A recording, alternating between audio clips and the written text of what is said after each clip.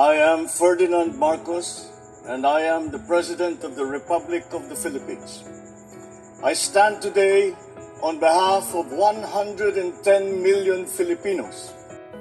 Hello people and hello universe, it's me again. Shoutout sa inyo mga kababayan. Hello sa mga Marcos loyalists and supporters. Nako mga bes ha. Alam po natin ang ating mahal na Pangulo ay nasa Amerika. Ay sa kanyang state working visit mga kababayan. Ay isa pa yung trilateral meeting with the US and Japan at Pilipinas.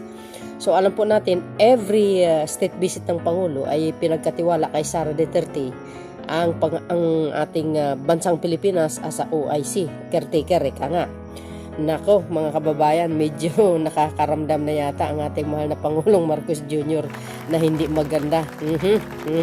Alam nyo naman po mga bes, nung itong nakaraang last visit niya dito sa Germany, no? Ay talagang nakarating sa kanya for sure itong pagpunta ni Sara Duterte sa rally, no, ng dyan sa Liwasan, na alam po natin ang mga nagrarally dyan is anti-Marcos, no? So dahil dito mga kababayan, ang ating mahal na Pangulo talagang nabawasan ang tiwala kay Sara Duterte. Hindi na po 100%. Bakit? Ito, basahin ko po sa inyo habang nasa US si PBBM, BP Sara Bersamin Dars Chief, caretaker ng Pilipinas. Wow! Ayan, basahin natin guys Sina Vice President Sara Duterte, Executive Secretary Lucas Bersamin at Agrarian Reform Secretary Conrado Estrella III ang tatayong caretaker ng bansa habang nasa Washington DC. Si Pangulong Ferdinand Marcos Jr. bumiyahe na si Pangulo Marcos patungong Estados Unidos nitong Miyerkules ng hapon para dumalo sa kauna-unaha at makasaysayang trilateral summit sa White House. Ayan mga besa.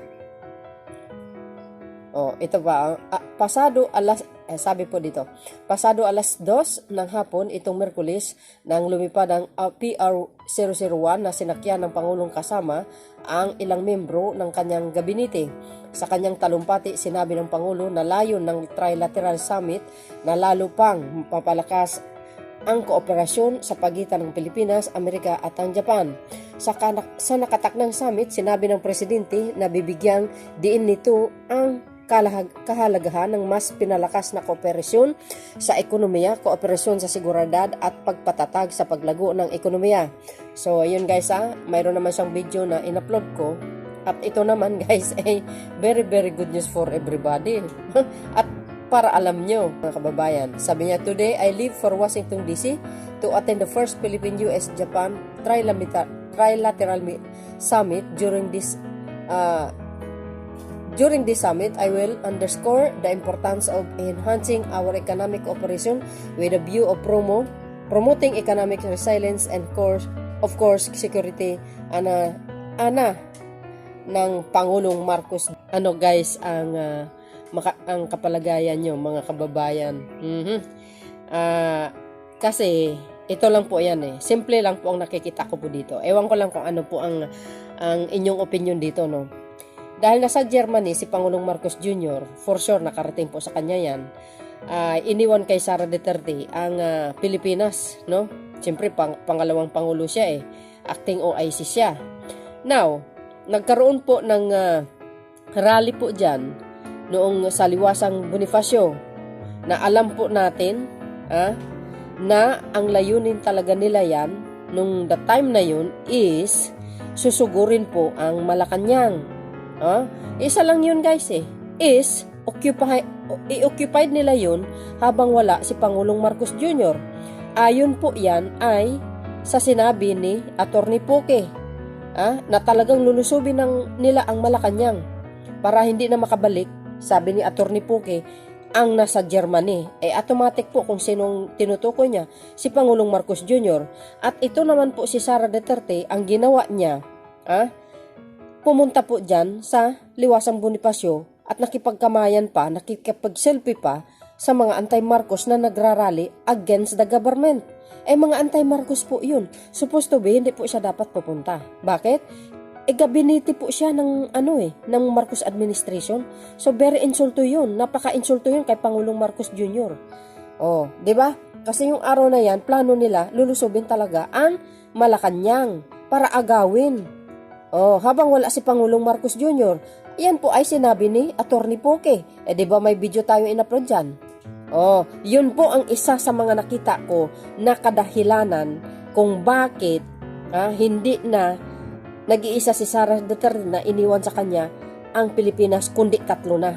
Si ES Secretary Bersamin at saka si Secretary Conrado Duterte Estrella ng Department of Agrarian Reform. Talagang malapit po sa kanya kasi yun talagang dapat lang, no? Na hindi niya ipagkatiwala kay Sara Duterte. Mamaya agawin niya na naman abang nasa state si Pangulong Marcos Jr. Tatlo sila mga kababayan. For sure, ang Pangulo ay nakaramdam ng hindi maganda. So nag-iingat lang talaga siya ngayon. Yung sinabi ni Attorney Poke, nalulusubin na lang nila ang Malacanang habang wala si Pangulong Marcos Jr. Yan guys, nakarating kay Pangulong Marcos Jr. yan. Kaya ngayon ay nagiging maingat siya. See? So ngayon, para sa kaalaman ng lahat, ang caretaker ng bansa ay si ES Secretary Lucas Bersamin, si Secretary Conrado Estrella III, at siyempre si Sara Duterte. Oh, see? Kaya yan ang Pangulo, nagiging maingat na siya. At nabawasan talaga ang tiwala niya dito kay Sara Duterte. Obvious ba mga kababayan? So ano po ang kapalagayan nyo dito? Ako? Well, good move. At alam na ni Pangulong Marcos yan. See you again guys on my next upload video. Bye. And babus. God bless Philippines. Bato-bato sa langit. Ang tamanog magalit. Ayan. Mga bes. Nga.